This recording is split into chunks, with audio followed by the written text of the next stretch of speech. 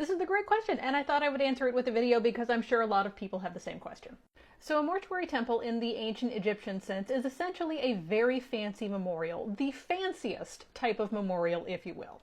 Mortuary temples were built by pharaohs near their tombs, so not at the tomb itself because that was meant to stay hidden, but they would build this lovely thing nearby so that there was a dedicated space to commemorate them and their reign and show you all of the wonderful things that they did, as well as be a specific place for the dedicated and continued worship of the cult of that particular pharaoh. And when I say cult, I'm saying it in the ancient sense, as sort of like a dedicated priesthood whose role was to worship and make offerings to that specific individual. Because remember, the pharaoh was actually a god as well. The pharaoh was a divine manifestation of Horus on earth. So it was just the sort of usual religious activity and worship that would take place, but it was specifically for the pharaoh.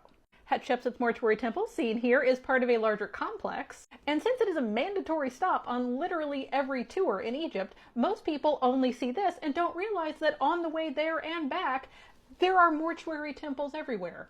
Because during the New Kingdom, building your mortuary temple over here, because the Valley of the Kings was just on the other side of these mountains, was the hot thing to do.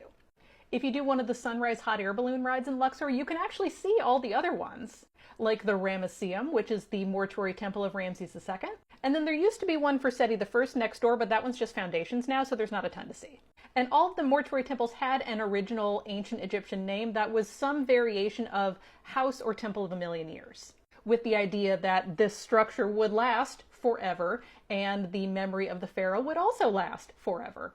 And because, again, literally there are mortuary temples everywhere in this part of town. We've also got Ramses III, who is located nearby at Medinet Habu, and then you can see what is left of the mortuary temple of Amenhotep III in the form of two statues, better known as the Colossi of Memnon, which are also just down the road, and you drive by them on your way in and out of this part of Egypt.